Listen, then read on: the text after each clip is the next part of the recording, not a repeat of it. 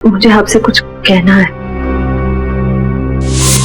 समझ नहीं आ रहा कैसे कहूं। यार परेशान तो है वो, और परेशानी के पीछे वजह भी है। श्रेया ने जो फैसला लिया है उसके पीछे कोई तो वजह है, पर क्या वजह हो सकती है? तुम ये शादी किसी दबाव में तो नहीं कर रही हो ना? ये सब तुम सुनोगी तो तुम भी चौंक जाओगी। बताइए ना, क्या बात है? बेटा, हमने तुम्हारी और सिद्धार्थ की सगाई का दिन तय कर दिया है। कर दिया? एकाधिपत्य योग है बेटा, बहुत ही सुंदर योग है। पंडित जी, कौन सी डेट निकली है? 28 सितंबर। इतनी जल्दी? पापा, बहुत कम दिन बचे हैं। सबसे शुभ दिन यही है बेटा, इसके बाद पूरे वर्ष इतना उत्तम दिन है ही नहीं। हाँ तो ठीक है ना पंडित जी, हम भी तैयार हैं। भला शुभ काम में देरी कैसी, क्यों? बेटा, तुम्हें तो कोई एतराज नहीं है ना?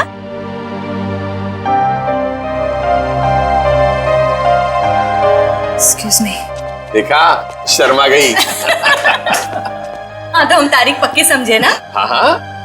अल्पा, अरे मुंह क्या देख रही है? मुंह मीठा कराओ संदन जी। हाँ हाँ, क्यों नहीं, अभी लाइट।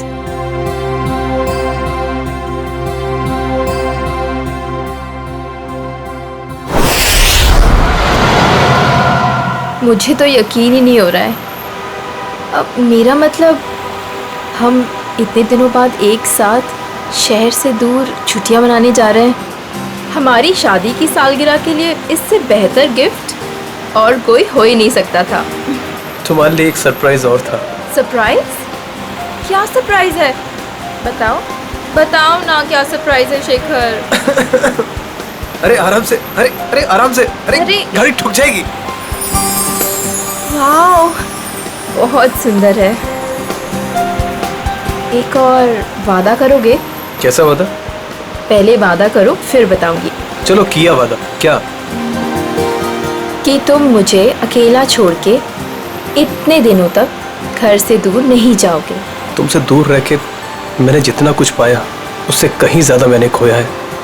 तुम्हें यकीन दिलाता हूँ, अब आगे से कभी भी तुम्हें अकेला नहीं छोड़ूंगा।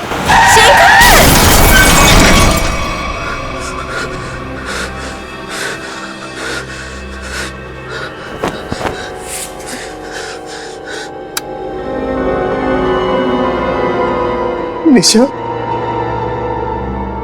तू मुझे छोड़ के क्यों चली गई? मैं तुम्हारे बिना नहीं रह सकता। शादी की सालगिरह के दिन तुम्हें जाना था मुझे छोड़ के। मैं अच्छा नहीं किया मेरे साथ। मैं तो तुम्हें सारी खुशियां देना चाहता था और तुम मुझे छोड़ के चली।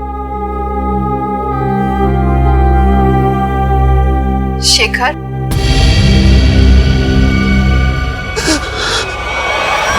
मुझे तुम्हारी बहुत याद आ रही है। मैं इस तरीके से अकेले नहीं रह सकती। तो अपना वादा नहीं भूल सकते शेखर। मुझे तुम्हारी बहुत याद आ रही है शेखर। मेरे पास आ जाओ शेखर। मुझे तुम्हारी बहुत याद आ रही है। मैं इस तरीके से अकेले नहीं रह सकती। मेरे पास आ जाओ। तुम अपना वादा नहीं भूल सकते शेखर। मुझे तुम्हारी बहुत याद आ रही है। क्यों मुझे यहाँ पे अकेला छोड़ा है तुम? मेरे पास आ जाओ। तुम्हारी बहुत याद आ रही है शेखर। क्यों मुझे यहाँ पे अकेला छोड़ा है तुमने?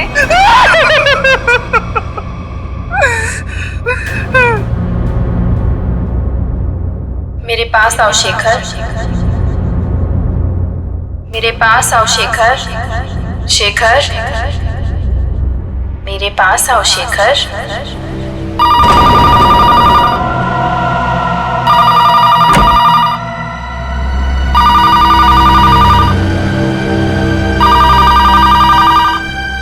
शेखर, मुझे तुम्हारी बहुत याद आ रही है। मैं इस तरीके से अकेले नहीं रह सकती। कहाँ हो तुम? कहाँ हो? मैं यहाँ हूँ शेखर। आओ मेरे पास। निशा तुम क्या हुआ? तुम तो मर चुकी हो। तुमने वादा किया था शेखर कि तुम मेरा साथ कभी नहीं छोड़ोगे। आओ चलो मेरे साथ।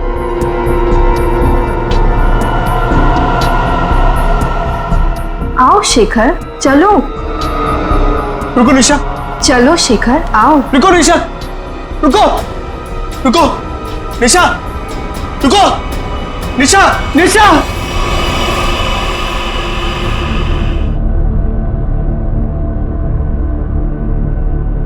मेरे साथ क्या हो रहा है?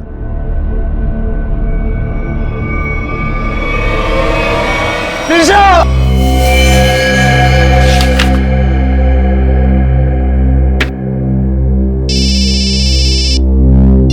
हेलो, हाँ बोल रहा हूँ। शेखर, हाँ दोस्त है मेरा। क्यों? क्या?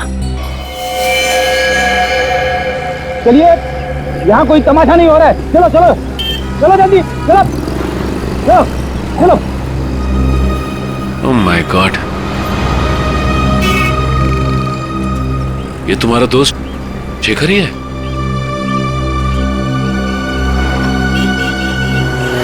ले जाओ इन्हें। मुझे ये बताइए कि एक्सीडेंट होते हुए आप में से किसने देखा? हाँ? जी साहब, मैंने देखा। क्या हुआ था यहाँ पर? देखिए साहब, टेम्पो वाले की कोई गलती नहीं है। टेम्पो वाले की बड़ी तरफदारी कर रहे हो तुम। क्या नाम है तुम्हारा? जी मेरा नाम अविनाश है और जो सच है वही बता रहा हूँ साहब। मतलब ये एक एक्सीडेंट था? सर ऐसा भी नहीं है। तो फिर? सर वो चलते चलते किसी के साथ अजीबोगरीब बात कर रहा था। मैं तुम्हें अकेला नहीं छोड़ सकता। मैं अरे मैं सच कह रहा हूँ कसम से। तुम बिल्कुल परेशान मत, बिल्कुल नहीं। मेरी बात सुनो, तुम बिल्कुल परेशान मत हो।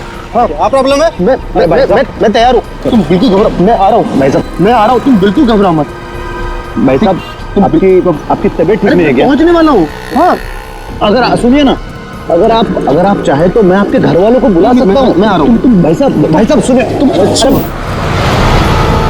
छोड़ना यार, लगता है कोई पागल है।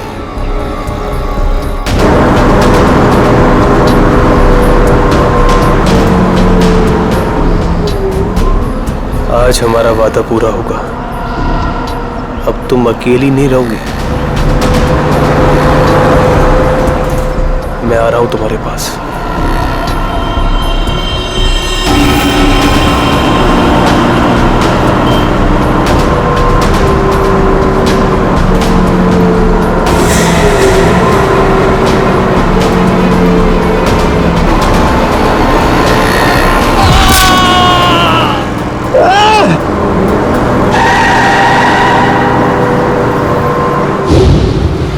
मतलब शेखर ने आत्महत्या की है? ऐसा नहीं हो सकता सचिन। अभी कुछ दिन पहले ही शेखर की पत्नी की मौत हुई है कार एक्सीडेंट में। कार एक्सीडेंट में? शायद अपनी वाइफ की मौत की वजह से शेखर बड़ा डिप्रेस हो गया होगा और इसीलिए उसने अपनी जान दे दी होगी। नहीं, वो इतना कमजोर नहीं था कि। शायद मैं समझ सकता हूँ तुम्हारी फीलिंग्स। वो तुम्हारा दोस्त था, लेकिन इन लोगों ने उसे मोबाइल पे बात करते हुए देखा, गाड़ी के सामने कूदते हुए देखा। हाँ, फोन पर तो बात कर रहा था, अजीब अजीब तरीके से। मैं आ रहा हूं, मैं तुम्हें बचा लूंगा, मैं तुम्हारे साथ रहूंगा। मगर किससे? किसी से नहीं सर। आज सुबह से शेखर ने ना ही किसी से बात की है और ना ही उसे किसी का फोन आया था। तो बात कर किससे रहा था? पता नहीं सचिन, पर मुझे नहीं लगता कि आत्महत्या है। ये शेखर रहता कहाँ है? वो वापस आ गई। कहाँ हो तुम? मैं अकेला हूँ। It was my fault. She's back. She's in danger. मैं तुम्हें अकेला छोड़ के नहीं जा सकता। I'm alone without you. हम जल्दी मिलेंगे। क्या है ये सब? तो लगता है शेखर की दिमागी हालत पूरी तरह से बिगड़ चुकी थी। क्या मतलब हो सकता है ये सब लिखने का?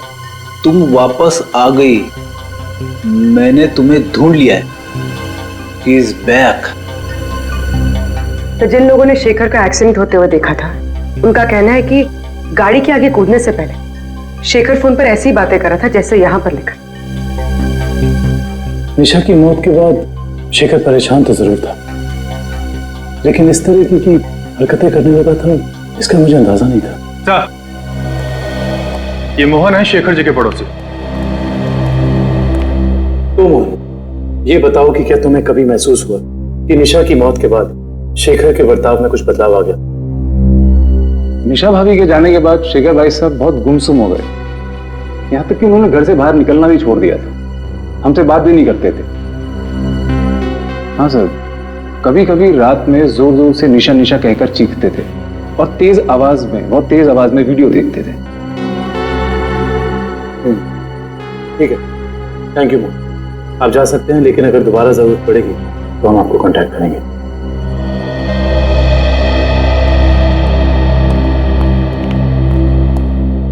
सर जल्दी आइए। पुलिस जल्दी आइए। क्या हुआ फ्रेड? क्या हुआ? सर ये वीडियो देखिए। वीडियो कहाँ है? वीडियो सर वीडियो है सर, कुछ डरावना वीडियो है। पूर्वी प्ले करो। शेखर, मुझे तुम्हारी बहुत याद आ रही है। मैं इस तरीके से अकेले नहीं रह सकती। तुम अपना वादा नहीं भूल सकते शेखर। क्यों मुझे यहाँ पे अकेला छोड़ा है तुमने? निशा, इसका ऐसा वीडियो चेक करो, ये वीडियो कब बना था? सर 12 सितंबर 2014। लेकिन ऐसा कैसे हो सकता है, क्योंकि निशा की मौत तो जुलाई के दूसरे हफ्ते में हुई थी। सर हो सकता है निशा का एक्सीडेंट हुआ हो पर वो मरी ना और इसमें उसकी कोई चाल हो। नहीं पूर्वी, ऐसा हो ही नहीं सकता, क्योंकि निशा का अंतिम संस्कार मेरी आंखों के सामने हुआ है। फिर ये वीडियो कैसे सर? इस बात का पता लगाने के लिए हमें निशा के कार एक्सीडेंट की गहराई तक जाना होगा।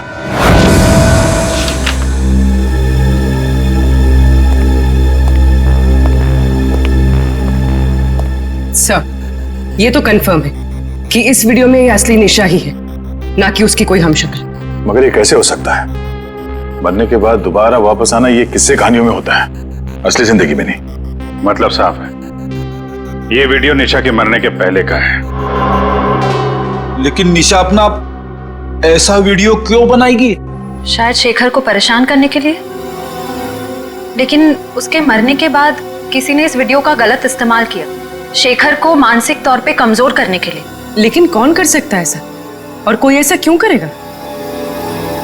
पूरी जरा इस वीडियो को फिर से प्ले करना। शेखर, मुझे तुम्हारी बहुत याद आ रही है। मैं इस तरीके से अकेले नहीं रह सकती। ये जरा ध्यान से देखो, निशा के होठों का हिलना और शब्दों का निकलना कुछ मैच नहीं हो रहा है। ऐसा लग रहा है कि वो बोल कुछ रही है और किसी ने उसके ऊपर शब्दों को चिपका दिया है। मुझे तुम्हारी बहुत याद आ रही है।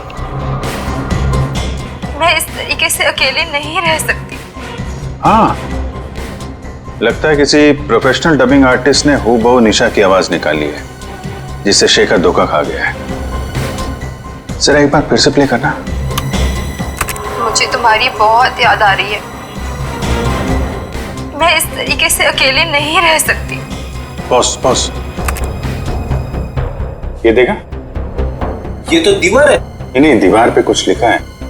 और भी जरा जूम करो। ये पेंटिंग का निचला हिस्सा, इस पे ये उस कलाकार का सिग्नेचर है जिसने ये पेंटिंग बनाई है। सर ये तो काफी जाने माने कलाकार है, मेरे पास भी इनकी एक पेंटिंग है। तो अब ये पता करना होगा कि पेंटिंग किस दीवार पे टंगी है और खरीदा किसने इसे। मकरन जी से मिलना पड़ेगा, वही बताएंगे ये पेंटिंग उन्होंने बेची किसको है। शेखर ने किसी किस्म का कोई जहर, कोई केमिकल नहीं खाया है। इसकी मौत एक्सीडेंट से ही हुई है। डॉक्टर साहब, शेखर की गाड़ी जिसमें एक्सीडेंट हुआ, उससे कुछ पता चला? पता तो चला है, और जो पता चला है वो काफी इंटरेस्टिंग है।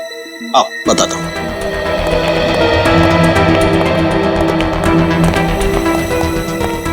ये देखो, ये शेखर की गाड़ी का पैसेंजर साइड का दरवाजा है। इस दरवाजे पर टक्कर मारी गई। जैसा कि हम जानते हैं, जब दो गाड़ियां एक दूसरे को टक्कर मारती हैं तो अपना निशान जरूर छोड़ जाती हैं। यहां पर भी वो निशान छोड़ा गया है। ये देखो, यहां पर ये नीला रंग, मतलब किसी नीले रंग की गाड़ी ने टक्कर मारी है। बिल्कुल। और जितने फोर्स के साथ ये डेंट पड़ा है, जितने फोर्स के साथ टक्कर मारी गई है, उस फोर्स को देख करके लगता है कि कोई बड़ी गाड़ी होगी, कोई ट्रक, टेम्पो, लॉरी, कुछ इस तरीके की गाड़ी है जिसने यहां पर टक्कर मारी है। सालुंके साहब, ट्रक हो या टेम्पो, जिस गाड़ी ने शेखर की कार को टक्कर मारी है, उस गाड़ी का भी कुछ ना कुछ तो नुकसान हुआ ही होगा ना? हाँ, हुआ है ना नुकसान, जरूर हुआ है। और उस नुकसान का सबूत भी हमें मिला है। ये देखो, उस गाड़ी के कुछ टुकड़े टक्कर की वजह से टूट करके वहां पर गिर गए। ये देखो,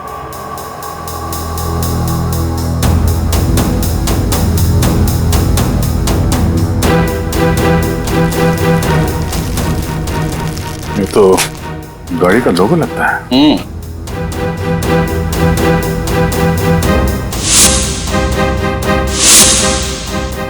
के? सर, शायद बीच का अक्षर गायब है। सर मैंने ये लोगो पहले कहीं देखा है।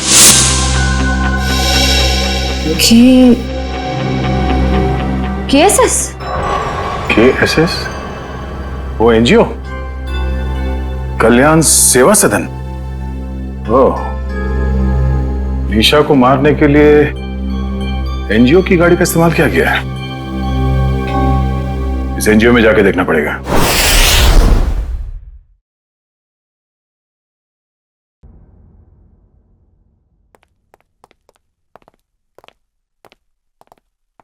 मिस्टर मकरन जी, कहिए। हम लोग सीआईडी से एक केस के सिलसिले में आए। मेरे पास? मगर मेरा किसी केस से क्या लेना देना है? फिर भी कहिए, मैं क्या मदद कर सकता हूं आप लोगों की? मकरन जी, हमें आपसे कुछ सवालों के जवाब जानने हैं। जरूर, खुशी होगी मुझे आप लोगों की मदद करके। पूछिए, क्या जानना चाहते हैं आप लोग? देखिए मकरन जी, हम एक ऐसे आदमी के बारे में जानना चाहते हैं जिसने आपसे पेंटिंग करी थी। वो पेंटिंग है आपके पास? देखिए, पेंटिंग के बारे में तो हमें ज्यादा कुछ नहीं मालूम, लेकिन एक वीडियो फुटेज से पेंटिंग का ये हिस्सा मिला हमें। यहाँ पे आपके सिग्नेचर्स हैं, ये देखिए।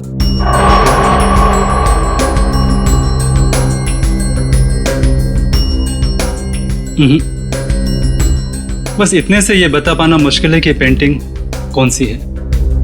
और जाहिर सी बात है कि जब पेंटिंग के बारे में पता नहीं है तो खरीदार के बारे में मैं कैसे बता सकता हूँ? मकरन जी, ध्यान से देखिए, शायद कुछ याद आ जाए आपको।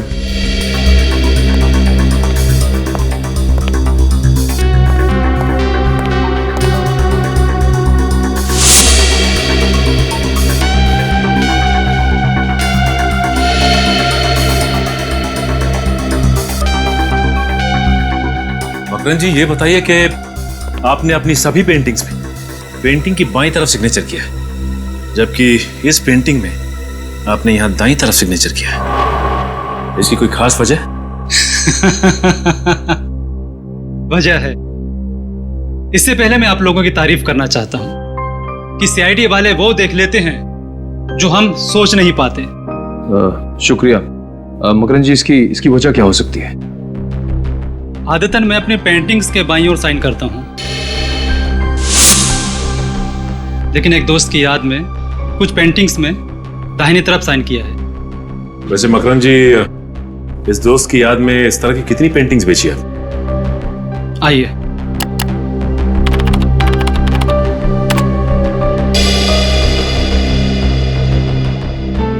तीस पेंटिंग्स बेची है, लेकिन आपकी पेंटिंग किसने खरीदी ये बता पाना मुश्किल है। इन 30 लोगों की लिस्ट से ये पता चल जाएगा कि निशा के वीडियो फुटेज में जो पेंटिंग लटक रही थी वो खरीदी किसने थी। हमारी एनजीओ वैन ने किसी कार को टक्कर मारी थी और किसी औरत की मौत भी हो गई। ऐसा हो ही नहीं सकता। मुझे लगता है आप लोगों को कोई गलतफहमी हुई है। कोई गलतफहमी नहीं है। सबूत है हमारे पास। अच्छा ये बताइए कि कितनी वैन्स हैं आपके एनजीओ की और कितने लोग यहाँ काम करते हैं? सर टोटल 4 वैन्स है हमारे पास और सभी चैरिटेबल काम में लगी रहती है और इसके लिए 8 ड्राइवर्स।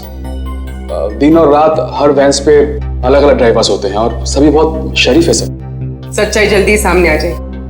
सर, हमने इनकी चारों वैन्स चेक की, उन चारों में से किसी का भी उस एक्सीडेंट से जुड़े होने का कोई सबूत नहीं मिला।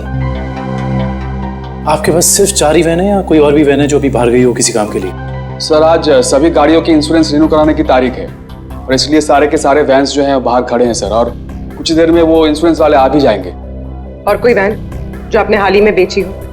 सर हमारे पास एक पुरानी वैन थी सर, जिसे 15 साल हो गए थे, तो कुछ दिन पहले सर हमने उसे बेच दी।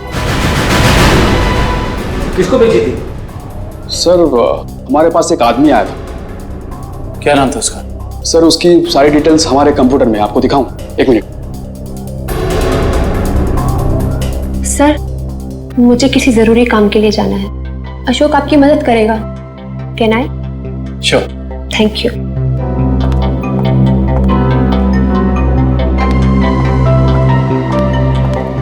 सर ये वो आदमी, राकेश नाम है इसका। राकेश नहीं, मोहन नहीं है,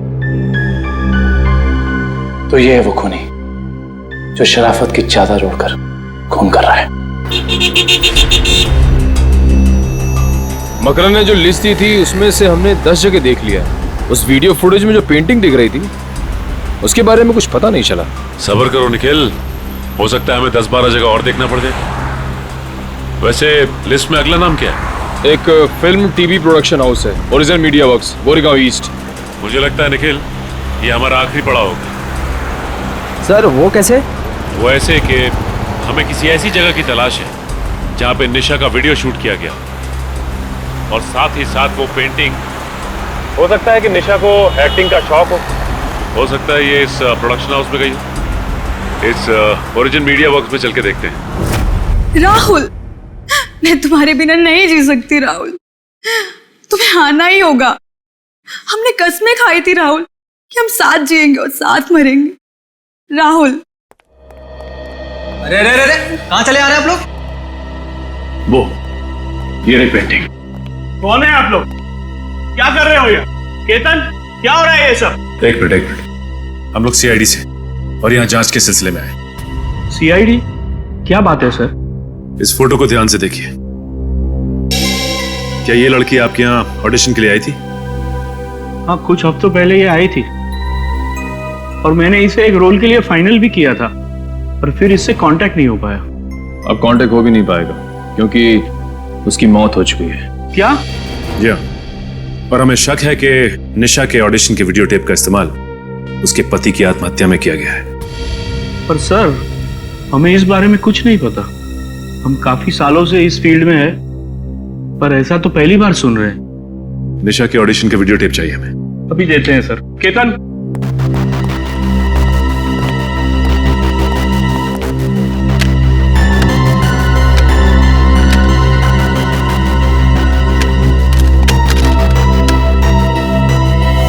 ये क्या हो गया?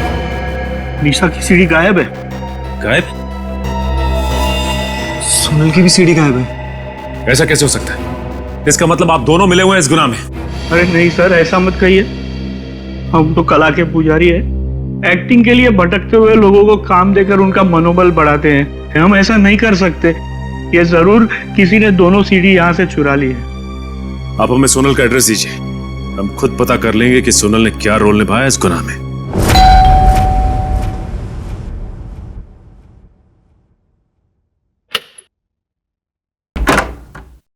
जी कहिए।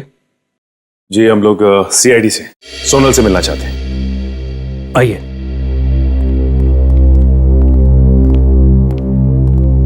ये है सोनल।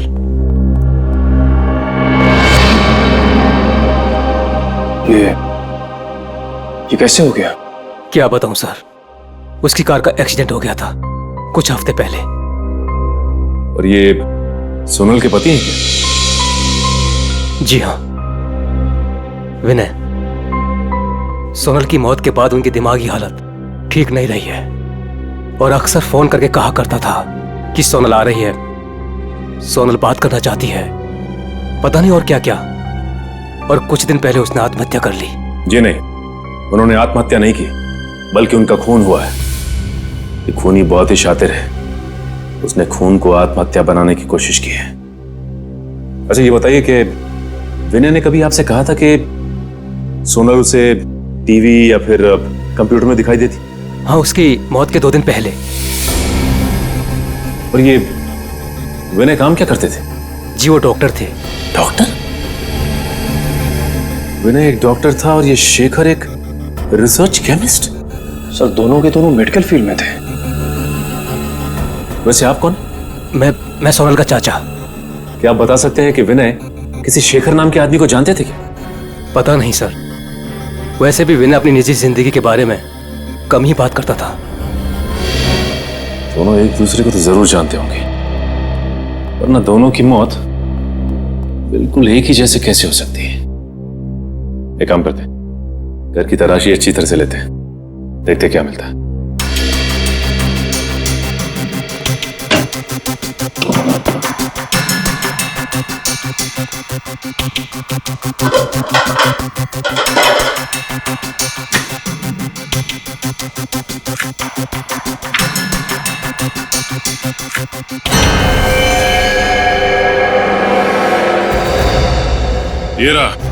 ये रहा उन दोनों के बीच का कनेक्शन। ये देखो निखिल, शेखर के घर से हमें जो फोटो मिली थी उसमें शेखर इस बिल्डिंग के सामने खड़ा था और विनय भी उसी बिल्डिंग के सामने खड़ा है। अब ये बिल्डिंग ही हमें इस केस की तह तक पहुंचाएगी।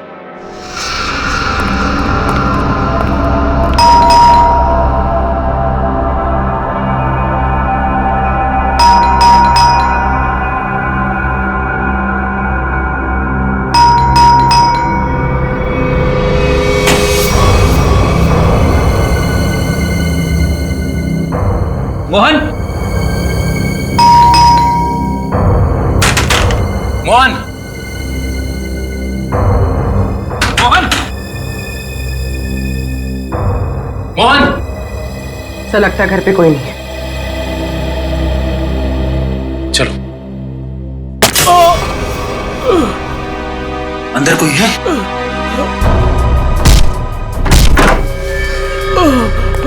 मोहन!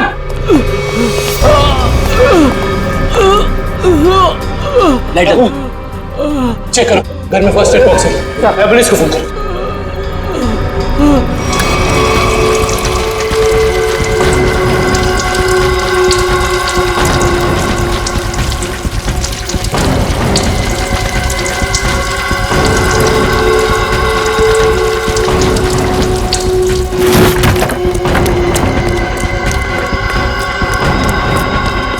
भैया, यस बॉस। मैं पेट्रोल ठीक से डाला कि नहीं? Yes boss. जाओ गाड़ी में बैठो।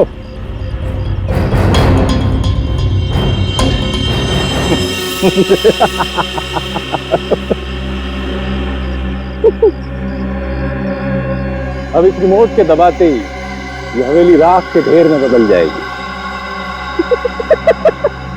और किसी को पता भी नहीं चलेगा कि यहाँ आग कैसे लगी। 3, 4, 7। अब तुझे हेवन में पहुंचाता हूं।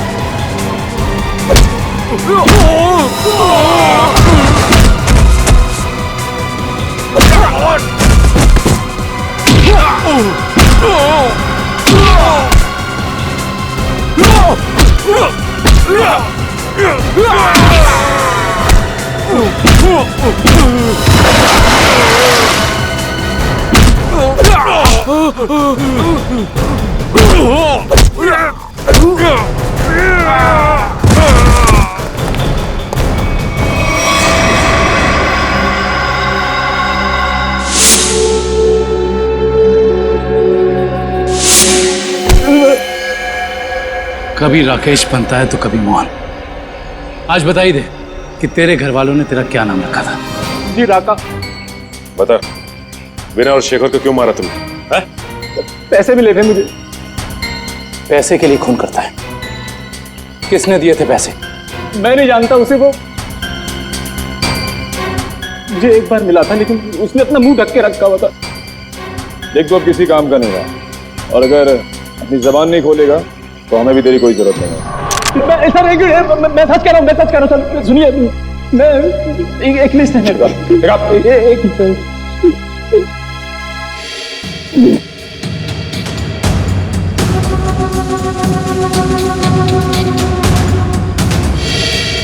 इस लिस्ट में विनय शेखर के साथ साथ और भी कुछ लोगों का नाम है। Doctor Arun, doctor Rahul. Doctor Rahul? कहीं ये वही डॉक्टर राहुल तो नहीं जिनकी मौत कुछ दिन पहले एक्सीडेंट में हो गई थी? इसका मतलब एक ही तरह के पेशे वाले लोगों की मौत हो रही है एक्सीडेंट से। ये बता के ये लिस्ट तुझे किसने दी? उसने जिसने तुझे पैसे दिए? हाँ? जी देख, सीधी तरीके से उसके बारे में बता दे, वरना इन सारे खूनों का इल्जाम तेरे सर पे चढ़ेगा और वो वहां आजाद घूमता रहेगा। सर मैं सच कह रहा हूँ सर, मैं उसे जानता नहीं, उसका नाम भी नहीं जानता। वो थोड़ा लंगड़ा के चलता था। और हाँ सर, वो जब उसने मुझे पैसे दिए थे तो उसके दाहिने हाथ पे जले हुए का निशान था। देखिए साहब, टेम्पो वाले की कोई गलती नहीं है। तो फिर? सर वो चलते चलते किसी के साथ अजीबोगरीब बात कर रहा था। कहीं वो आदमी अविनाशी तो नहीं जो शेखर की एक्सीडेंट वाली जगह पे हमसे बातचीत करा? उसका हाथ भी जला हुआ था। और वो वहां शेखर की मौत का नजारा देखने के लिए खड़ा था। हाँ, और ये भी साबित करने की कोशिश कर रहा था कि मौत एक्सीडेंट नहीं बल्कि आत्महत्या है, जिससे शेखर की मौत पर कोई जांच ना हो। सर इसका मतलब उन डॉक्टर्स को मारने का कॉन्ट्रैक्ट अविनाश ने दिया था? देखते हैं ये अविनाश किस बिल में जाकर बैठा है। हाँ हाँ, जो भेजा मिल गया आपको? बताइए क्या लिखा है? ठीक है, हर check post, airport, bus stop, railway station, हर जगह सिक्योरिटी बढ़ा दो। वो शहर से बाहर नहीं निकलना चाहिए। ओके ठीक है। निखिल, अविनाश की फोटो सबको भेज दी है? हाँ सर, भेज दिया है। यहाँ तक कि उसकी फोटो सारे खबरियों तक पहुँच गई है। वो शहर छोड़ के भाग नहीं पाएगा। और उसकी कार का कुछ पता चला? नहीं सर, जब हमारी दूसरी टीम उसके घर गई थी तो घर खाली था, उसकी कार भी गायब थी। इसका मतलब अपनी कार से ही भागा है वो? क्या पता, अब तक वो शहर से बाहर ही ना निकल गया हो। Hello, okay, thank you. क्या हुआ श्रेया? सर, अविनाश की गाड़ी तिलोक नगर में देखी गई है। तिलोक नगर? वो रास्ता तो शहर से बाहर की तरफ जाता है। जरूर वो भागने की फिराक में है। उन्हें किसी भी हाल में निकलने नहीं देना है। छोड़ दीजिए मुझे, जाने दीजिए। मैं कसम खाता हूँ, मैं किसी से कुछ नहीं कहूंगा। जिंदा रहेगा तो कहेगा ना? हाँ? मैं देश छोड़कर चला जाऊंगा। मैं अपने बारे में किसी से कुछ नहीं कहूंगा और खुनी तवा के बारे में भी किसी से कुछ नहीं कहूंगा। मुझे मत मारो। मरना तो तुझे पड़ेगा, इसलिए तो तू यहाँ पड़ा था। अपनी जान को बिना फिक्र किए हुए शेखर की जान बचाने चला। हाँ? तेरी मौत मेरे हाथों लिखी है, सिर्फ मेरे हाथों।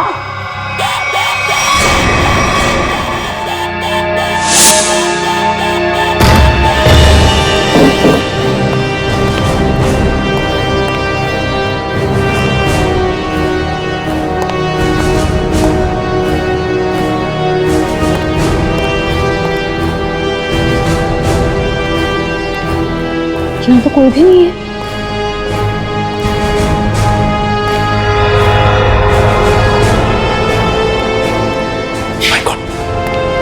अविनाश, तू? हम तो समझ रहे थे कि कहानी का विलन तू है, लेकिन विलन कोई और ही है। कौन है विलन? मैं। अदिति? नहीं नहीं नहीं नहीं, आगे पीछे नजर घुमा के देखो पहले।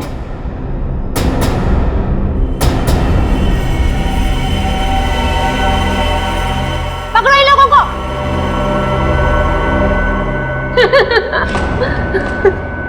जल्दी पकड़ो, चलो। क्यों कर रही हो ये सारे खून तुम? हाँ? हमारी कंपनी की फर्मा ब्रांच ने एक दवा की खोज की थी और हमें शक था कि उसे इस्तेमाल करने के बाद लोगों में कहीं ना कहीं हाइपरटेंशन जैसी दूसरी बीमारी फैल सकती है। और हम लास्ट स्टेज पर थे और फिर हमने अपने ही फील्ड के लोगों से जांच के लिए उनसे कांटेक्ट किया। तो फिर उन सबका खून क्यों? उन्होंने रिपोर्ट दी कि इस दवा को इस्तेमाल करने के बाद लोग ठीक तो हो सकते हैं, लेकिन 5-10 साल के बाद उन्हें कैंसर जैसा रोग लग सकता है और मुझे किसी भी हालत में इस दवा को लॉन्च करना था, ये जानते हुए भी कि वो दवाई नहीं दीमक है। मेरे करोड़ों रुपए डूब चुके थे, अब मैं पीछे नहीं हट सकती थी, इसलिए दवा लॉन्च करने से पहले मुझे उन 10 लोगों को ठिकाने पर लगाना था। और इसीलिए तुमने अपना खूनी खेल शुरू कर दिया, और वो भी कुछ इस तरह से कि वो आत्महत्या लगे। क्योंकि मैं नहीं चाहती थी कि इनके केस की जांच हो और मुझ पर कोई शक करे। लेकिन अविनाश को मारने में तुम कामयाब नहीं हो पाई, है ना? मैंने अविनाश को पहले से ही जानबूझकर छोड़ रखा था, क्योंकि वो समझ गया था कि उसके ग्रुप के लोग लगातार मारे जा रहे हैं और वो छुप गया। लेकिन जब वो शेखर को समझाने गया, फिर मेरी निगाह उस पर गई। और तुमने सोचा राका के जरिए तुम सारा इल्जाम अविनाश पर डाल दोगी? हाँ, ताकि जब अविनाश मर जाता सबको यही लगता कि ये खून करके फरार हो गया।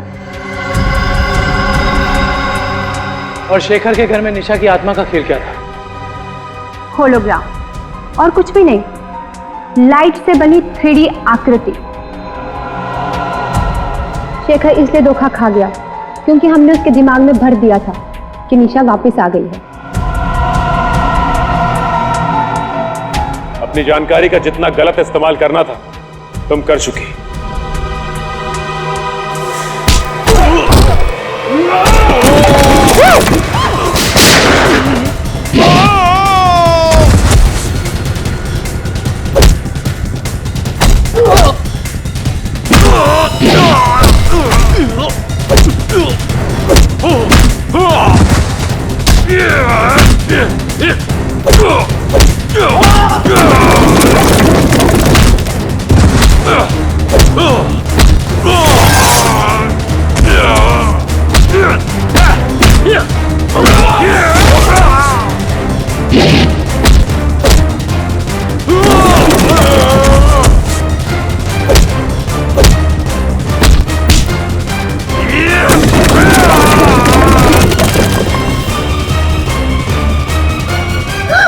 कहाँ भाग रही हो? अब बाकी की जिंदगी जेल में चक्की पीसना। अगर तुम्हें फांसी भी हुई ना तो वो भी कम है तुम्हारे लिए।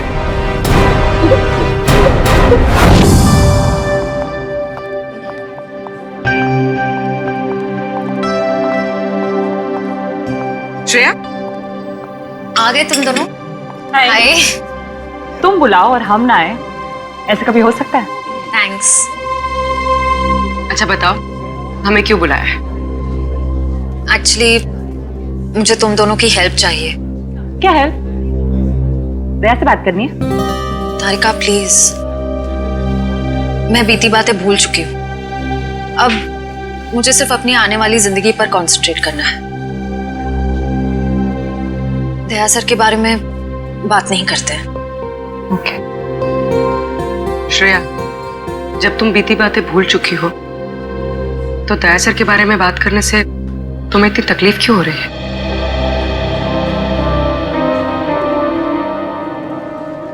पूर्वी, मैंने तुम दोनों को यह बताने के लिए बुलाया है कि मेरे और सिद्धार्थ की सगाई की डेट फिक्स हो गई है।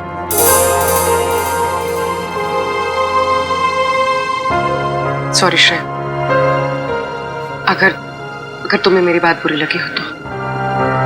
आई एम सॉरी यार, तुम दोनों मेरी बेस्ट फ्रेंड्स हो, पर इस वक्त मैं सिर्फ अपने दिमाग की सुनना चाहती हूँ। अपने दिल के करीब जाने से भी मुझे बहुत डर लगता है।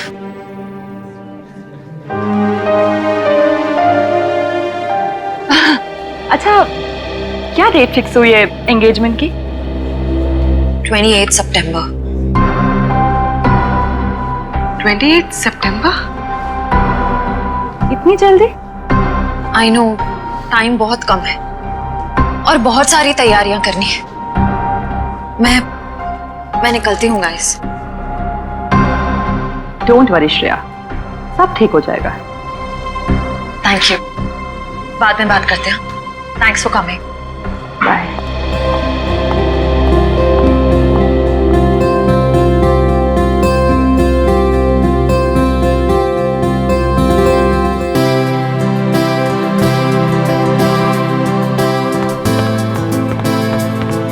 लीजिए पापा आपकी कॉफी।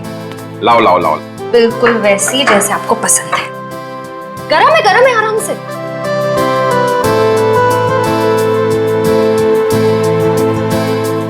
वाओ, मेरी बेटी जैसी कॉफी इस दुनिया में कोई नहीं बना सकता। वो तो है, लेकिन एक जमाने में मैं भी बहुत टेस्टी कॉफी बनाया करती थी।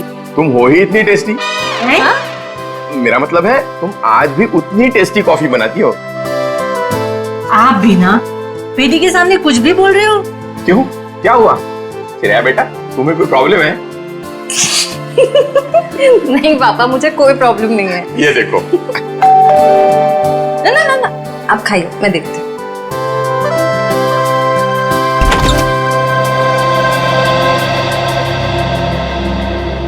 सिद्धार्थ, क्या हुआ, चौक गई मुझे देखकर? सिद्धार्थ बेटा, आओ अंदर आओ। बैठो, मैं तुम्हारे लिए अरे नहीं श्रेया, मैं थोड़ा जल्दी में हूँ। मैं ये एंगेजमेंट कार्ड दिखाने आया था।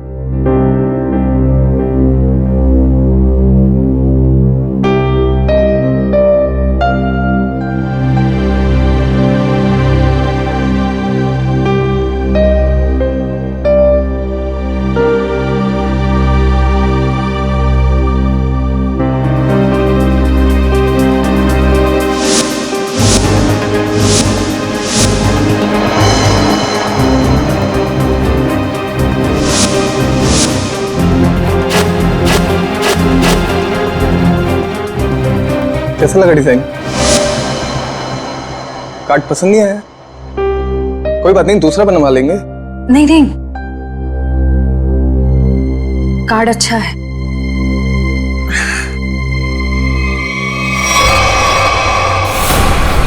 चल चल चल चल चल चल चल चल, हम लोग इस बंगले छुप जाते हैं। अरे इतने सभी नहीं यहाँ पर।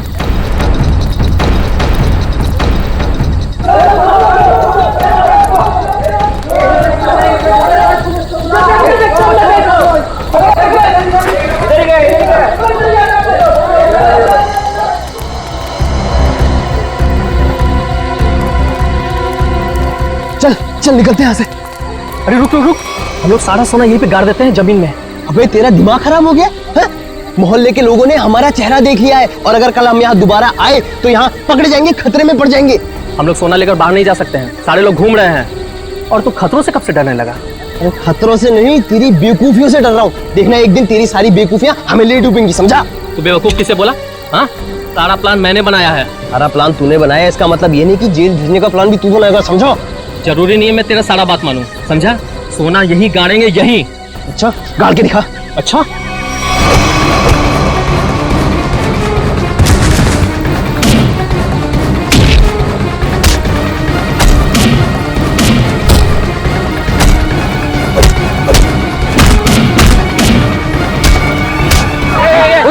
उधर से आवाज आई। चल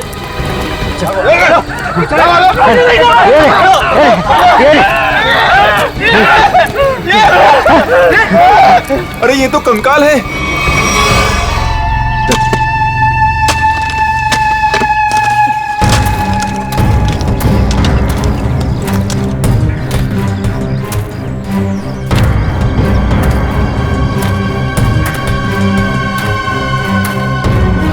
कैसा दिमाग होता है इन मुजरिमों का।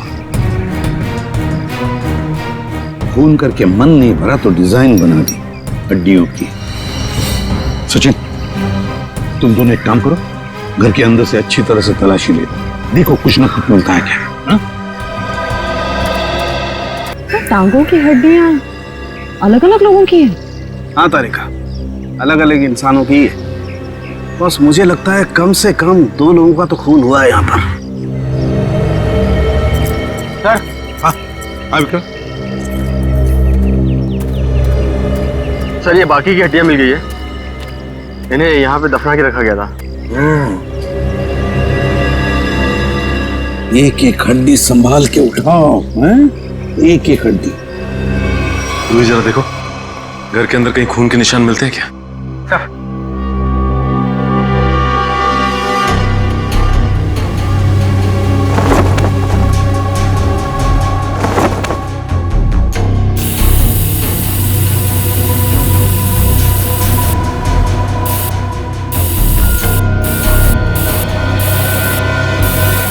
जी सर, गांव वालों का कहना है कि 1984 में इस घर के मालिक अपने पूरे परिवार के साथ ऑस्ट्रेलिया चले गए थे छुट्टी मनाने के लिए। कुछ दिनों बाद उनकी मौत की खबर आई वहां से।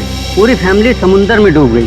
अच्छा एक बात बताइए, ये उनकी मौत के बाद कोई घर का ख्याल व्याल रखने नहीं आया था? नहीं सर, दोस्तों और रिश्तेदारों को लगता था कि इस घर में कुछ आत्माएं। आत्मा? अच्छा, आप लोगों ने यहाँ पे आत्मा देखी है क्या? जी सर, कुछ परछाइयाँ दिखती रहती हैं अक्सर। हाँ, और कुछ ऐसी भयानक सी आवाजें भी आती है सर। हाँ? कैसी भयानक सी आवाजें? सर, कभी किसी के चीखने की आवाज, कभी किसी के रोने की आवाज आती है।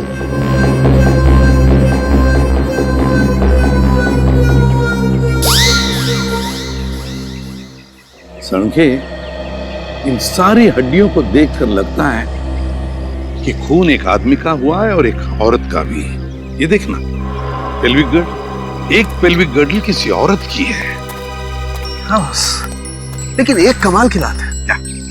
इन सारी हड्डियों में किसी की भी खोपड़ी की हड्डी नहीं मिली। हो सकता है खोपड़ियां किसी और जगह पे छुपा कर रखी हो या फेंक दी हो सकता है ना? मयूर, विक्रम, काम करो, बंगले के आसपास का एरिया अच्छी तरह से छानो और ढूंढो, देखो, कुछ न कुछ तो जरूर मिलेगा। एक एक कोना भी मत छोड़ो। जाओ। Yes sir. ये बंगला बंद ही रहता है और आप लोग आसपास रहते हैं? जी सर। यही घर मिला था तुम लोगों को?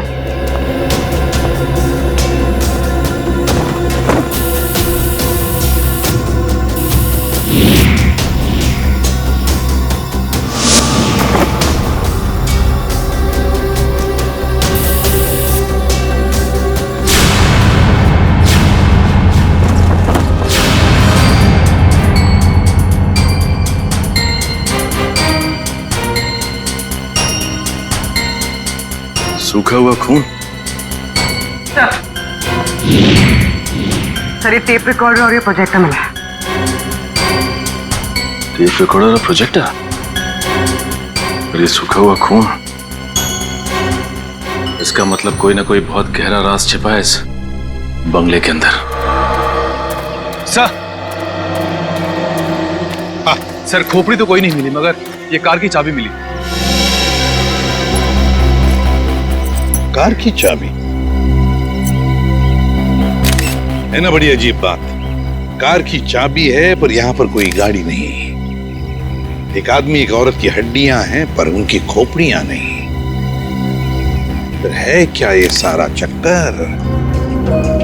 और फिर किसने किया है ये? हड्डियों से रायमा लिखा है सर। रायमा लगता है किसी लड़की का नाम है ये। सर, कहीं उसी लड़की का नाम तो नहीं जिसका हमें कंकाल मिला है? हो सकता है। सर, अगर वो दो चोर लुटेरे वहां बंगले में छुपने के लिए नहीं जाते तो हमें कभी पता ही नहीं चलता कि वहां दो मुर्दे गड़े हुए हैं। और ये भी पता नहीं चलता कि वहां पे एक आत्मा है।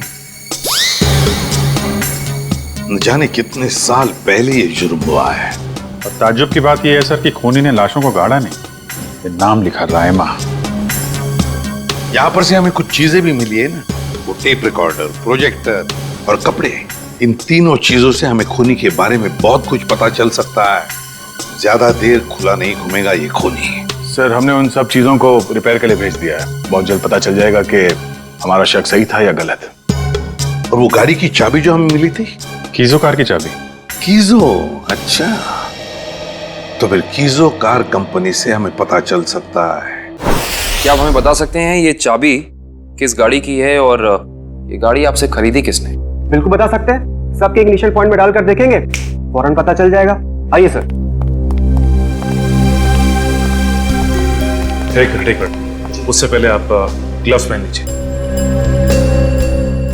Thank you.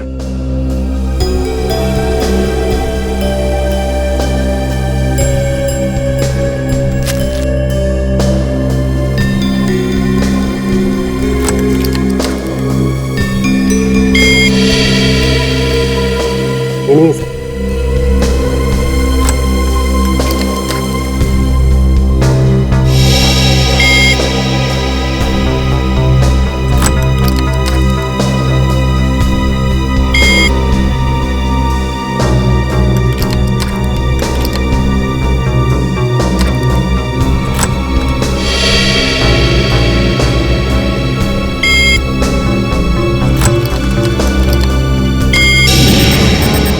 ये देखिए सर, मैच कर गई सर। ये 2009 की कीजो एफएक्स मॉडल है और हमने इसे मरवाना बंद कर दिया है। कीजो FX 2009 मॉडल। आपके किसी कस्टमर ने कोई रिक्वेस्ट की थी ऐसी चाबी की डुप्लीकेट चाबी बनवाने की? ये पता करने में तो बहुत वक्त लग जाएगा। तो ठीक है, आप पता कीजिए। तब तक हम ये पता करते हैं कि 2009 के कीजो FX मॉडल की कितनी गाड़ियां चोरी हुई थी। मिलिंद जी। जी सर। कुछ हो रहा है कि नहीं? सर मैं कोशिश तो कर रहा हूँ सर।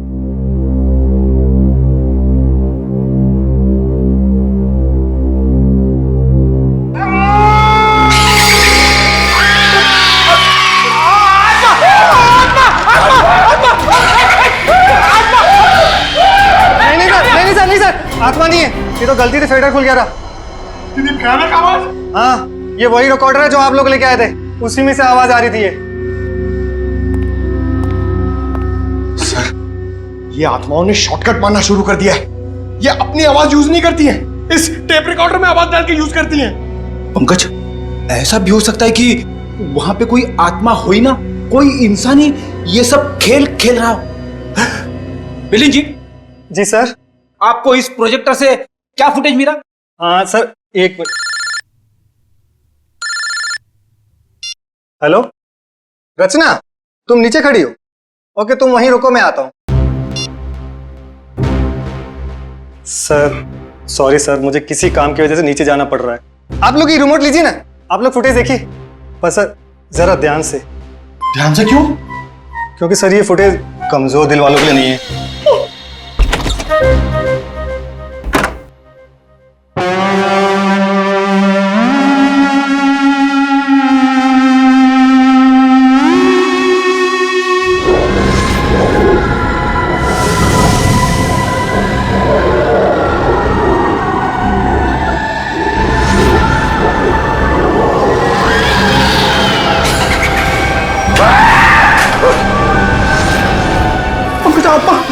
पंकज, बंगला नंबर 13 की आत्मा यहाँ आ गई।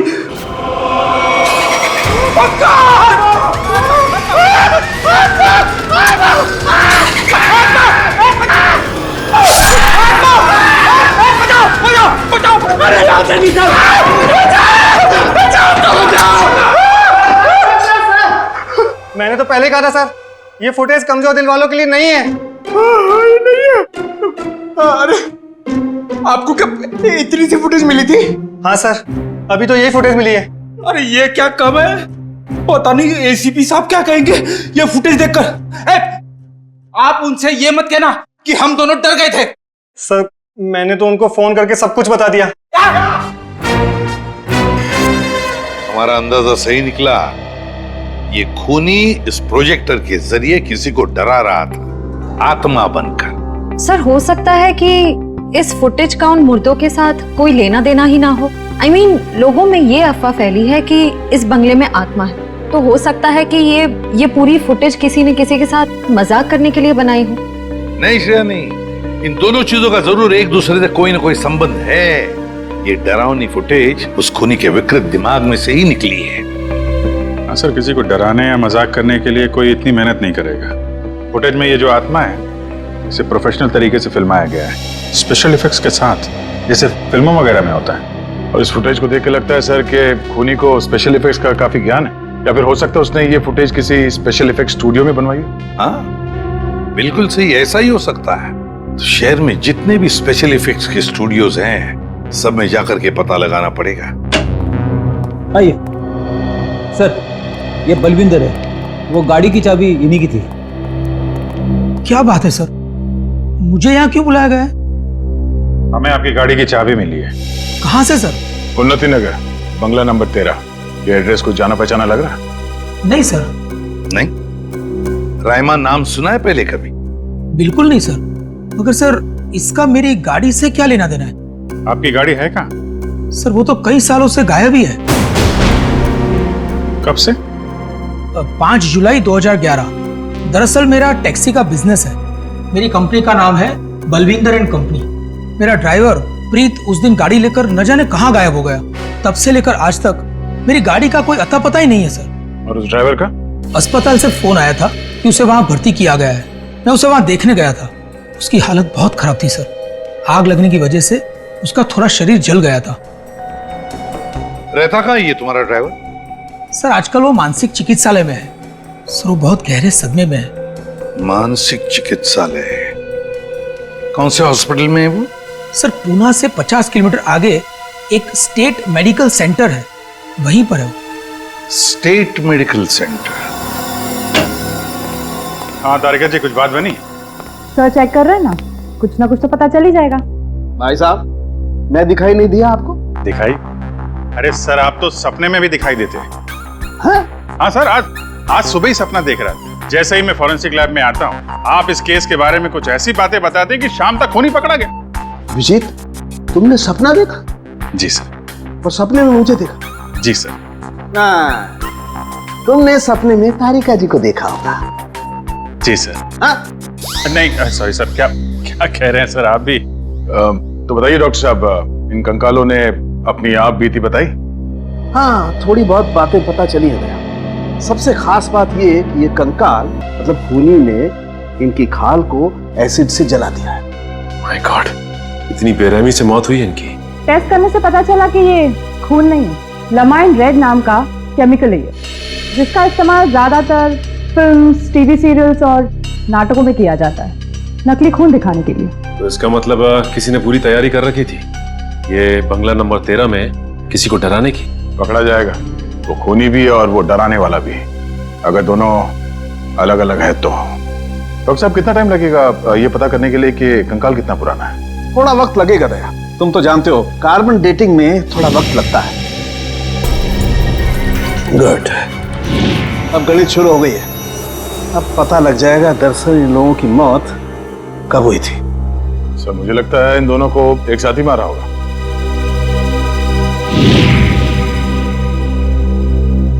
36 से 38 महीने पहले। मतलब 3 साल पहले? 2011 में मौत हुई इनकी। और उस बलविंदर की कार भी जुलाई 2011 को गायब हुई थी, बंगला नंबर 13 से। सर, अब तक तो खूनी शहर छोड़ के भागा होगा, उसे ढूंढेंगे कैसे? भागने दो, कहां तक भागेगा? सीआईडी से नहीं बच सकता। Excuse me. जी? सीआईडी से। हेलो सर, मैं आप ही लोगों का इंतजार कर रहा था। अच्छा, जो फुटेज हमने भेजी थी उसके बारे में कुछ पता चला? हाँ सर, उसको चेक किया मैंने और उसके सारे स्पेशल इफेक्ट्स हमारे स्टूडियो में ही हुए थे, लगभग 3 साल पहले। गुड। उस फिल्म का नाम क्या था? सर, फिल्म का नाम था आत्मा की चीख। हाँ, और सर वो फिल्म पूरी नहीं हो पाई थी। अधूरी फिल्म की फुटेज? सर, वो फिल्म तो अधूरी थी ही, साथ में हमें हमारा पूरा पैसा भी नहीं मिला। कौन से बैनर की फिल्म थी ये? प्रोडक्शन हाउस का नाम क्या था? सर, वो नए लोग थे और उस प्रोडक्शन हाउस का नाम था, 1 मिनट, हाँ सर, उसका नाम था magic media works. Magic media works.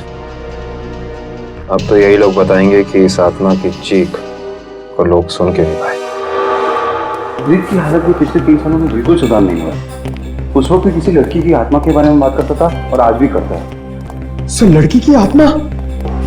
अच्छा, पिछले 3 साल में जितने भी लोग प्रीत से मिलने आए थे उनकी लिस्ट चाहिए हमें। हाँ, हैरानी की बात यही है सर, पिछले 3 सालों में इससे कोई भी मिलने नहीं आया सिवाय मिस्टर बलविंदर के, जो इनके इलाज का खर्चा उठा रहे हैं। बलविंदर? जी सर। ओके।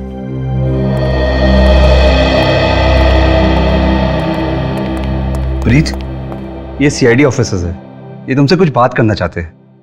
सीआईडी? ये सीआईडी क्या होता है? सीआईडी का मतलब है दोस्त, और प्रीत दोस्त किसे कहते हैं? जो अपना सुख दुख दूसरे दोस्त के साथ बांटता है ना? और हम सब तुम्हारे दोस्त हैं, तो अब तुम हमसे तुम्हारे सुख दुख बांटोगे ना? ठीक है दोस्त।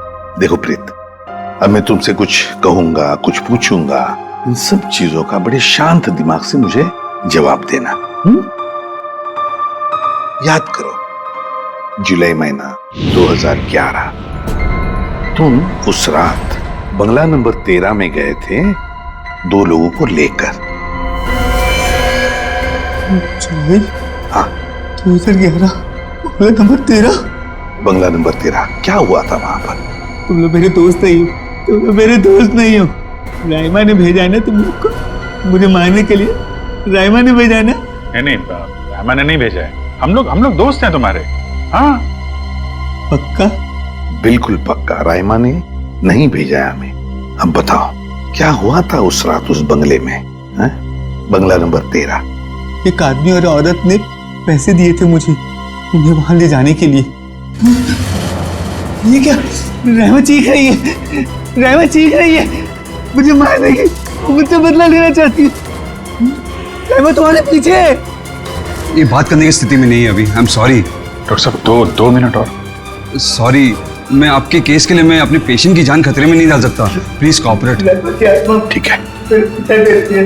मुझे मार देगी, मुझसे बदला लेना चाहती है। अभिजीत, एक बात तो पक्की है कि उस रात प्रीत बंगला नंबर 13 में एक आदमी और एक औरत को लेकर गया था, और हमें जो कंकाल मिले हो शायद उसी आदमी और उस औरत के हो। हाँ सर, ये आत्मा वाला ड्रामा करके उनको डराया, मार डाला, फिर सर अलग कर दिया ताकि पहचान ना हो सके। सर, ये प्रीत बार बार राइमा आ रही है ऐसा क्यों बोल रहा है?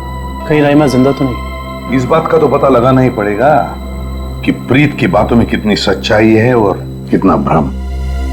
लेकिन एक बात तो पक्की है, इस राइमा का इस केस के साथ कोई ना कोई संबंध जरूर है। इस राइमा की कुंडली निकालो। राइमा,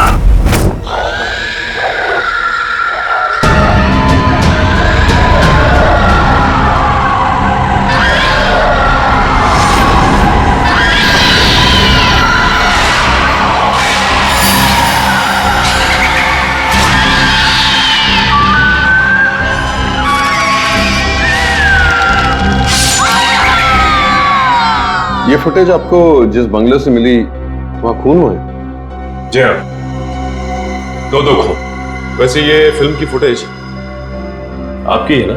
जी हाँ। क्या बताऊं सर, बड़ी ही मनहूस फिल्म थी। 10 सीन ही शूट किए थे, फिर फिल्म बंद हो गई। और बंद होने के बाद इस फिल्म के सारे राइट्स मैजिक मीडिया बॉक्स के पास आ गए, if I am not wrong, है ना मिस्टर आलोक? अब इस तरह के फुटेज तो हमारे पास काफी पड़े रहते, अब पता नहीं ये फुटेज उसके हाथ कैसे लग गए। मतलब आप भी मानते हैं कि ये फुटेज गलत हाथों में लग गए, जिसका उसने गलत फायदा उठाया और 2 खून किए? शायद कोई बाहर वाला होगा। लेकिन आपको ऐसा नहीं लगता कि कोई अंदर वाला भी हो सकता है? क्योंकि ऐसा काम करने के लिए अंदर वाले के लिए थोड़ी आसानी ज्यादा होती है। वैसे इस फिल्म पे आप लोग क्या क्या काम कर रहे थे? सुनील राइटर था, आलोक डायरेक्टर और मृणाल कॉस्ट्यूम डिजाइनर। और आप प्रोड्यूसर, राइट? जी। आप में से कोई राइमा को जानता है? राइमा हमारे फिल्म की हीरोइन थी। सर, आप कैसे जानते हैं राइमा के बारे में? आप एक काम कीजिए मिस्टर आलोक, आप अपनी फिल्म की हीरोइन राइमा को यहाँ बुला लीजिए। वो एक्चुअली कई साल पहले राइमा एक हादसे में आग में जलकर मर गई। मर गई? अच्छा, राइमा की कोई तस्वीर या फोटो? मृणाल, फोटो ले आओ। जी सर। 1 मिनट, अभी आपने कहा कि वो जल के मर गई, लेकिन कैसे? ज्यादा कुछ तो पता नहीं है, क्योंकि उसके और हमारे बीच तनाव हो गया था। और वो क्यों? वो एक्चुअली हम राइमा को अपनी फिल्म में हीरोइन लेना चाह रहे थे, पर बाद में हमने अपना इरादा बदल लिया और स्मृति को हीरोइन ले लिया और राइमा हो गई साइड एक्ट्रेस। तुम मेरी जगह छिपकली को हीरोइन बनाना चाहते हो? तुम्हारा दिमाग खराब हो गया है? राइमा, तमीज से बात करो। मैंने तुमसे कहा ना, अगली फिल्म में तुम्हें हीरोइन बनाऊंगा। इस फिल्म के किरदार के लिए तुमसे बेहतर स्मृति। अच्छा, तो ये बात पहले क्यों नहीं सोची जब मुझे फाइनल किया था? ये फिल्म इंडस्ट्री है राइमा, यहाँ किसकी किस्मत कब यू टर्न मार जाए कोई नहीं कह सकता। ये फिल्म मेरी किस्मत में थी, मुझे मिल गई। इंतजार करो, सिर्फ इंतजार। एक दिन तुम्हारी जिंदगी ऐसी दिशा में चली जाएगी जिसका अंत गहरी खाई में होगा, समझी तुम? क्या तुम मुझे धमकी दे रही हो? धमकी ही समझ लेना। राइमा रुको, राइमा। सूरज गया था राइमा को मनाने के लिए, लेकिन कोई फायदा नहीं। एक हफ्ते बाद खबर आई कि एमजे स्टूडियो में आग लगी है और राइमा की मौत हो गई। मुझे अफसोस है, अगर राइमा हमारी फिल्म की हीरोइन होती तो शायद ये दुर्घटना ना होती और आज वो जिंदा होती। आलोक जी, आप एक काम कीजिए, आप अपनी फिल्म की नई हीरोइन स्मृति उनको यहाँ बुलाइए जरा। मैंने उसे कॉल किया था, उसका फोन लगा नहीं, और आर्ट डायरेक्टर विराज का भी वो फोन डेट बता रहा था। विराज और स्मृति से मिलना पड़ेगा।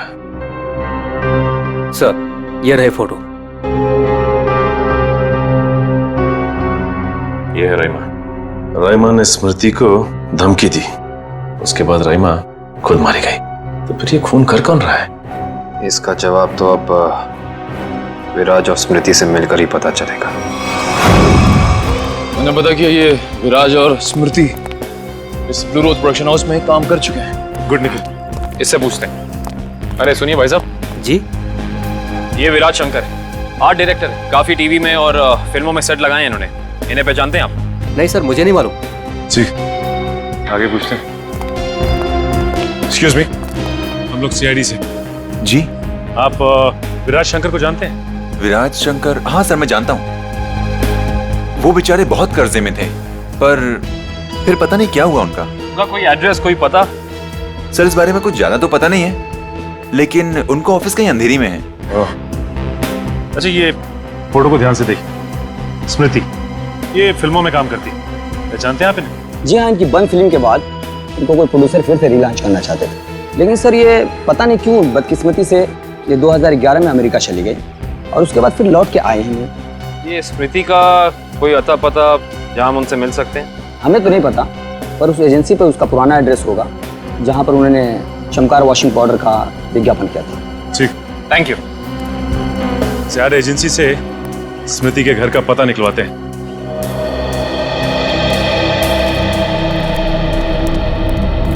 पुलिस की रिपोर्ट के हिसाब से राइमा इसी एमजे स्टूडियो में जलकर मरी है।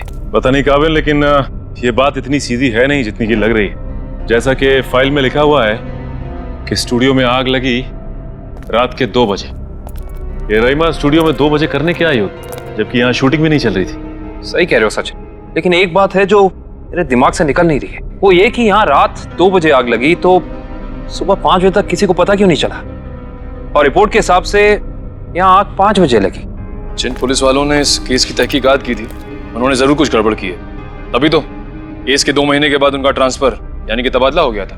हो सकता निखिल, लेकिन उससे ज्यादा अहम बात यह है कि रिपोर्ट के हिसाब से यहाँ राइमा की एक हड्डी तक नहीं मिली। मतलब आग इतनी भयंकर थी। लेकिन स्टूडियो को देख के ऐसा लगता नहीं है कि आग इतनी भयानक होगी कि चलने वाले का नामो निशान राख हो जाएगा। उससे भी अहम बात यह है कि ये स्टूडियो इस्तेमाल में नहीं था, यहाँ पे कोई शूटिंग नहीं चल रही थी। फिर राइमा यहाँ पे आई क्यों? इसका पता तो तभी चलेगा जब हम इस स्टूडियो को अच्छी तरह से छान मारेंगे। देखते हैं क्या मिलता है।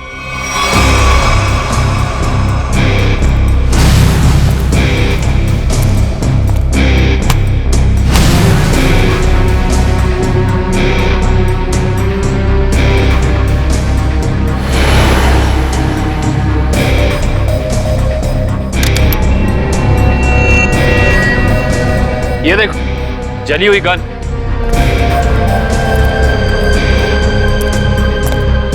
हाँ, ये तो पूरी पिघल चुकी है। पुलिस वालों ने लगता है अपना काम ठीक से किया नहीं, देखा नहीं इसे पहले। ये भी हो सकता है कि राइमा ये गन किसी को मारने के मकसद से लाई हो, या फिर हो सकता है कि कोई राइमा को मारने के लिए लाया हो। ये भी पॉसिबिलिटी है। जरूर कुछ है यहाँ, देखते हैं और क्या मिलता है।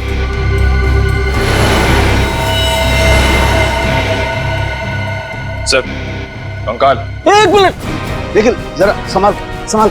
करण, शीट ला। एक और कंकाल, वो भी पूरी तरह से जला हुआ, और इसकी लंबाई 5 फीट 6 इंच।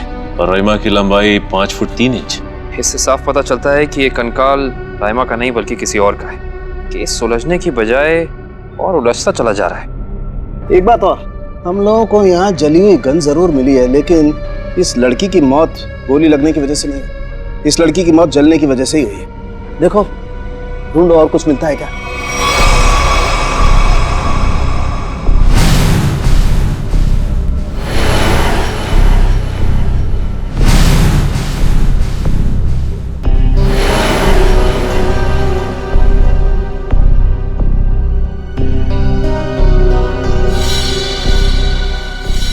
सर ये देखिए सर, बाल बाल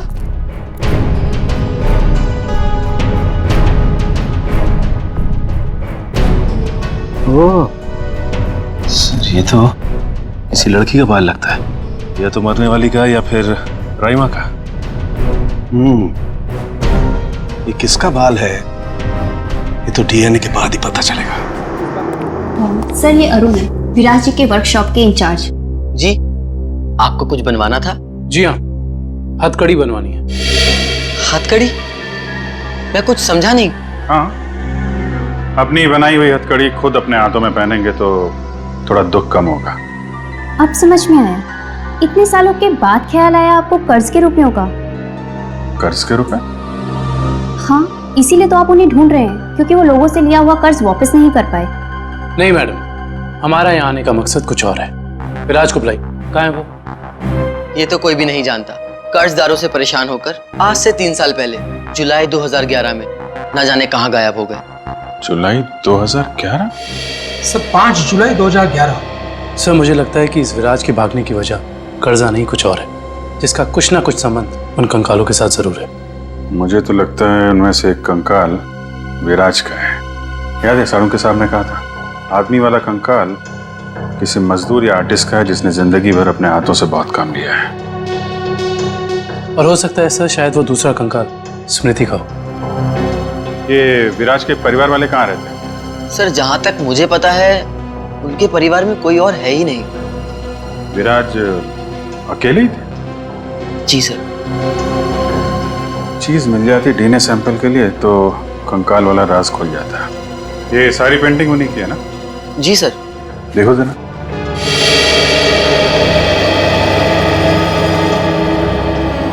सर थंबप्रिंट, ये विराज का है? जी हाँ सर, और ये थंबप्रिंट ही नहीं, ये पूरी पेंटिंग सर ने अपनी उंगलियों से बनाई है। Finger painting? इतना तो काफी है डीएनए टेस्टिंग के लिए। आप लोग? हम लोग सीआईडी से। अच्छा, आइए आइए, आप ही ने फोन किया था ना? जी हाँ। दरअसल बात यह है कि हम स्मृति के बारे में आपसे कुछ पूछताछ करना चाहते हैं। पूछिए ना, क्या पूछना चाहते हैं आप? क्या आप बता सकती हैं कि स्मृति का आपके अलावा इस दुनिया में और कोई भी नहीं है? नहीं, उसके माँ बाप बचपन में ही गुजर गए। अब बची है तो ये बूढ़ी दादी, बहुत ही प्यार से पाला है मैंने उसे। ये स्मृति अचानक अपना फिल्मी करियर छोड़कर अमेरिका क्यों चली गई? वो कभी किसी को कुछ नहीं बताती थी, हमेशा अपना मन का करती थी। उस दिन भी उसके मैनेजर का फोन आया, कह रहा था कि मैडम किसी विज्ञापन की शूटिंग के लिए अमेरिका जा रही है। उसके मैनेजर से मैंने पूछा कि कब वापस आएगी वो, तो उसने कहा 3-4 दिनों में। लेकिन पूरे 3 साल हो गए, अब तक उसका कुछ पता नहीं, कुछ पता नहीं। कब की बात है ये, कुछ याद है आपको? कैसे भूल सकती हूँ, 5 जुलाई 2011। सर वो कंकाल भी 3 साल पुराना है सर, कहीं वो। सर कम से कम इतना तो पता कर दो, मेरी बच्ची के साथ हुआ क्या? कहीं वो इस दुनिया में है भी या नहीं?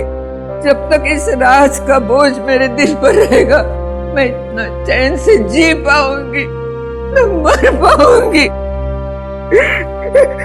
देखिए, मैं आपसे वादा करता हूं कि सच क्या है इसका हम पता लगा लेंगे। प्लीज आप अपना ख्याल रखिए, ठीक है?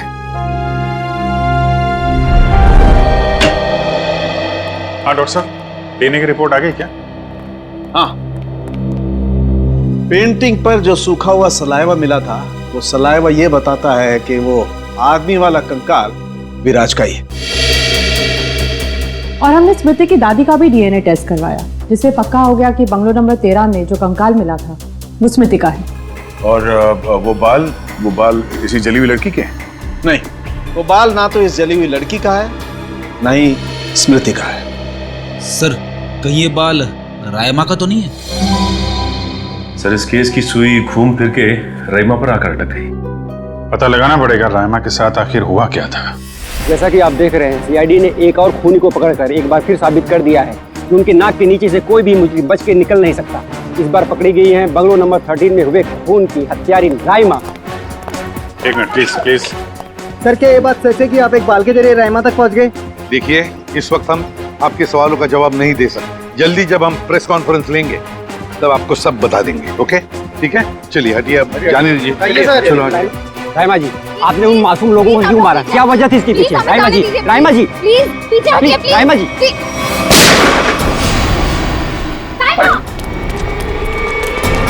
पकड़ो उसे। अब खूनी पकड़ेगा इसे।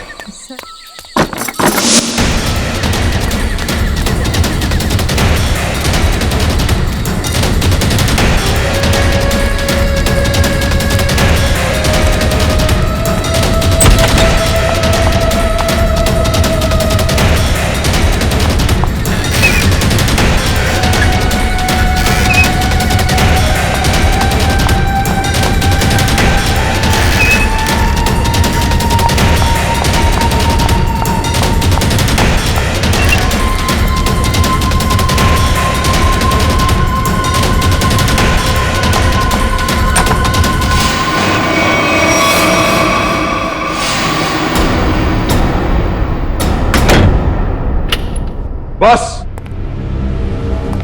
बहुत हो गया, अब कुछ नहीं हो सकता। बाहर आ जाओ। ये कहानी इसी घर से शुरू हुई थी और खत्म भी इसी घर में होगी, आज ही।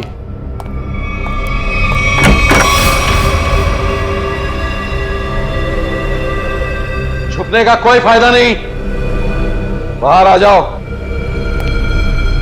सुना तुमने?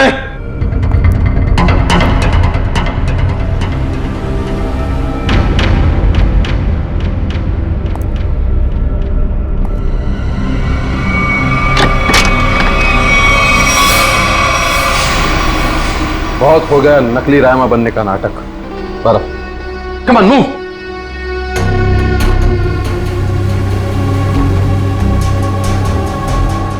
कौन हो तुम?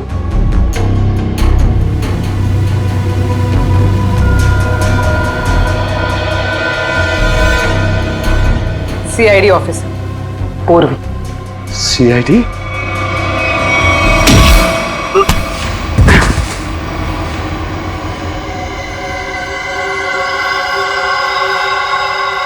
मैं और रायमा एक दूसरे से बहुत प्यार करते थे, इसलिए जब हीरोइन का रोल रायमा की जगह प्रीति को मिला तो तुम्हारे दोनों कानों से धुआं निकलने लगा है? हाँ, हम स्मृति को सबक सिखाना चाहते थे, इसलिए हमने उसके अतीत के बारे में रिसर्च शुरू की। रायमा को पता चला कि एक्ट्रेस बनने से पहले स्मृति ड्रग्स के कारोबार से जुड़ी थी। इसलिए रायमा ने स्मृति को ब्लैकमेल करना शुरू कर दिया। क्यों? स्मृति को लगा कि उसका करियर खत्म होने वाला है, उसके रीलॉन्चिंग के सपने पर पानी फिर जाएगा, इसलिए उसने और उसके बॉयफ्रेंड विराज ने एक किलर को रायमा की सुपारी दी। यह तो अच्छा हुआ कि उस किलर की गोली से रायमा नहीं मरी, बल्कि वो अपराधी खुद उस आग में जलकर मर गई। विराज, स्मृति, कहाँ हो तुम दोनों?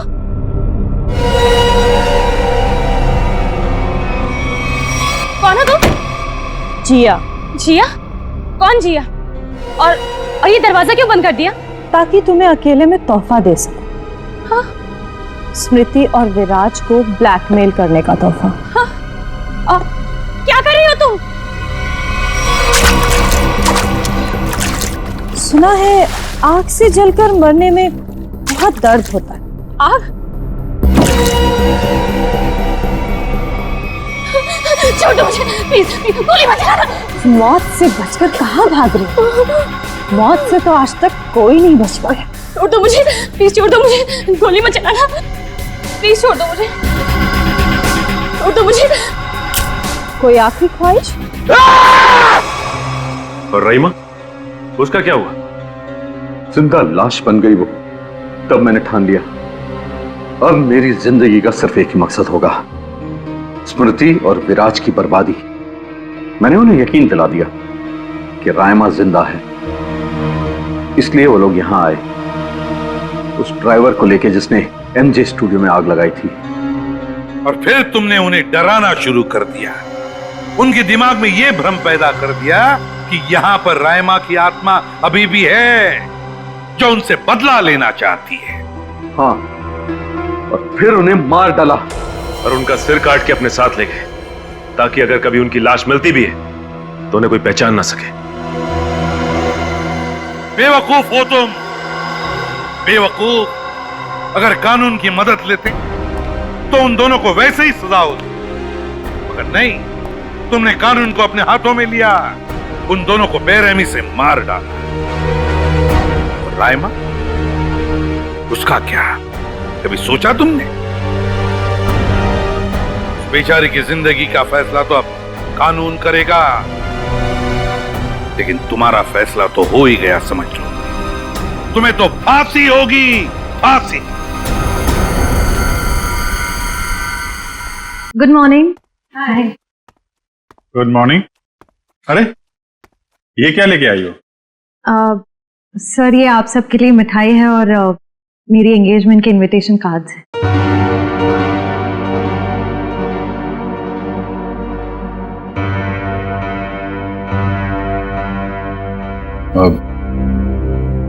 तारीख पक्की हो गई?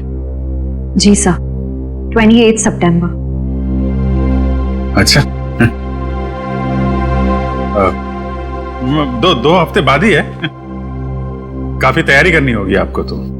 सर, ज्यादा कुछ तैयारियां करनी नहीं, सिद्धार्थ को भी मेरी तरह एक छोटा सा ही फंक्शन चाहिए था। ये तो बहुत अच्छी बात है। Congratulation Shreya. Thank you sir. चलो मुंह मीठा कराओ। हाँ श्योर।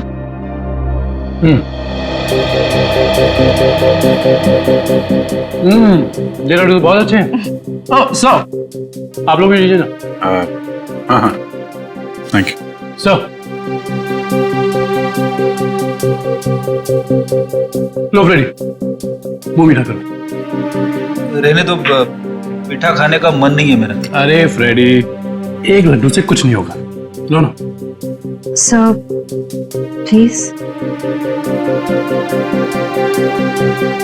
ये हुई ना बात पूर्वी। तुम ही लो श्रेया। नहीं सर, थैंक यू, लेकिन आप सबको जरूर आना है। ये भी कोई पूछने की बात है श्रेया? हम सब जरूर आएंगे, है ना सर?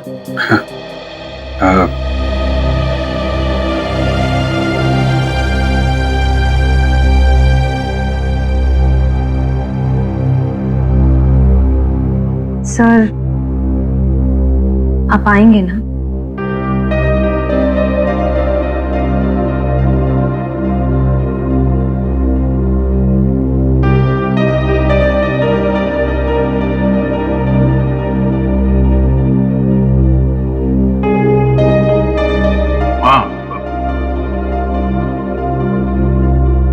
मैं जरूर आऊंगा।